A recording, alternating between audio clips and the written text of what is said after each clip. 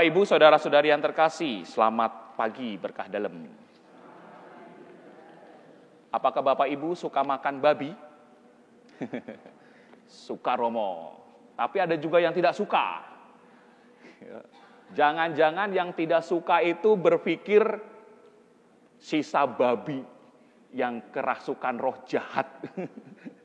Sehingga lalu dia mengantisipasi, jangan pernah makan babi.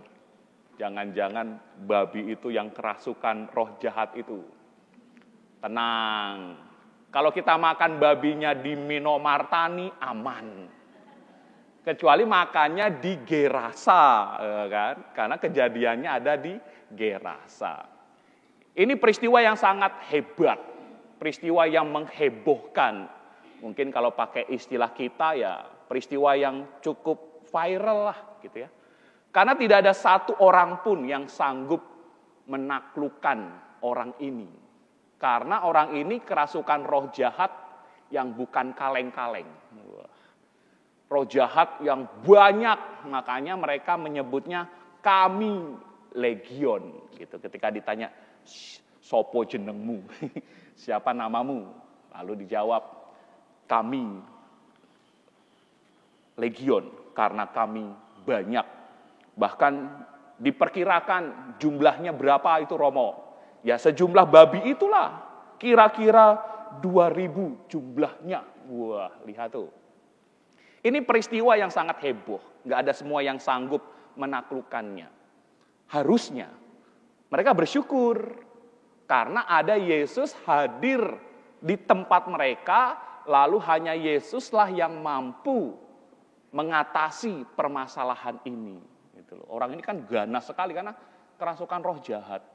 Bukan kaleng-kaleng, 2.000. Tapi anehnya adalah justru mereka mendesak Yesus supaya ia meninggalkan daerah mereka. Itu. Mengapa? Kok mereka mendesak? Karena yang diwartakan sesuatu yang jelek. Wah itu, Yesus itu mereka dia mengusir setan lalu malah nyuruh ke babi-babi itu. Ya. Jadi yang diwartakan tuh yang negatif-negatif. Yang merugikan. Gara-gara Yesus tuh sehingga lalu babi kami, nah gitu, mati. Nangkap ya konteksnya ya? Bisa nangkap ya? Supaya apa? Supaya kita tahu kenapa lalu Yesus tidak memperkenankan orang ini yang sudah sehat, yang sudah waras, dikatakan sudah berpakaian gitu, sudah necis. Nggak boleh, udah nggak usah gitu. Lebih bagus dikatakan di sana, lebih baik kamu pulang ke rumahmu, kepada orang-orang sekampungmu, dan beritahukanlah kepada mereka segala yang telah diperbuat Tuhan atasmu, dan ceritakanlah bagaimana ia telah mengasihi engkau. Supaya apa? Supaya mengcounter berbagai hal, informasi yang justru yang diwartakan itu yang negatif-negatif. Mergo Yesus, lalu kami babi-babi ini mati bla bla bla bla. Padahal ada yang lebih dahsyat, yaitu warasnya orang ini kan begitu harusnya. Maka Yesus, udahlah, kamu nggak usah ikut aku. Ada yang lebih mendesak. Apa itu? Tuh di kampung halamanmu sendiri. Beritakanlah hal-hal yang bagus, hal-hal yang baik, segala hal yang telah diperbuat Tuhan atasmu. Begitu. Jadi kita kemendesakan itu dari sekitaran kita dulu. Karena kalau enggak ya sudah. Makanya poinnya di sini Bapak Ibu. Kita enggak usahlah menjadi pewarta-pewarta yang hebat di tempat-tempat yang lain. Kembali ke rumah kita masing-masing. Tuh, awalnya dari keluarga kita lah. Apakah keluarga kita ini termasuk keluarga yang mempunyai habit untuk bercerita tentang kebaikan-kebaikan Allah di dalam rumah kita masing-masing atau tidak? Contoh ya, Misalnya suami kerja di kantor. Pulang dari kantor ke rumah, ceritakanlah berbagai kebaikan-kebaikan. Aduh mah, tadi itu aku sungguh diberkati loh mah. Loh kenapa? Tadi tuh aku tuh sebenarnya terlambat. Tapi untungnya mah, atasanku ndak lihat mah. Ini pasti berkat Tuhan. Andai kata tadi itu atasanku melihat, pasti aku dimarahi. Gitu. Jadi saya hanya mau mengatakan, berceritalah tentang kebaikan-kebaikan Tuhan. Mulai dari rumah. Demikian pun istri. Ketika lalu ketemu dengan suami, ketemu dengan anak-anak, berceritalah. Orang tua Anda tanya kepada anak cucu Anda, tadi sekolah kamu buat apa?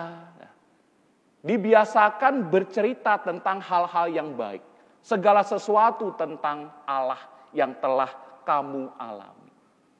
Kalau masing-masing keluarga sudah mempunyai habit untuk bercerita tentang segala yang telah diperbuat Tuhan atas diri kita masing-masing, maka ketika lalu kumpul dalam satu lingkungan, maka keluarga-keluarga yang ada di lingkungan ini pun selalu mempunyai kebiasaan untuk bercerita tentang segala hal yang diperbuat Tuhan atas diri kita masing-masing. Sehingga apa yang terjadi? Habit yang muncul, yang mendominasi adalah sesuatu yang baik. Sehingga banyak orang lalu akhirnya memuliakan nama Tuhan. Karena faktanya yang terjadi saat ini adalah justru kekuatan pewartaan informasi tentang hal-hal yang negatif itulah yang lebih banyak ketimbang hal-hal yang baik. Karena apa? Karena kita kurang berani untuk menceritakannya kepada orang lain. Inilah kemendesakannya. Maka Yesus mengatakan, "Tidak usah, pulanglah ke rumahmu, kepada orang-orang sekampungmu, dan beritahukanlah kepada mereka segala yang telah diperbuat Tuhan atasmu, dan ceritakanlah bagaimana Tuhan telah mengasihi engkau." Kemuliaan kepada Bapa dan Putra dan Roh Kudus, sekarang selalu dan sepanjang segala abad. Amin.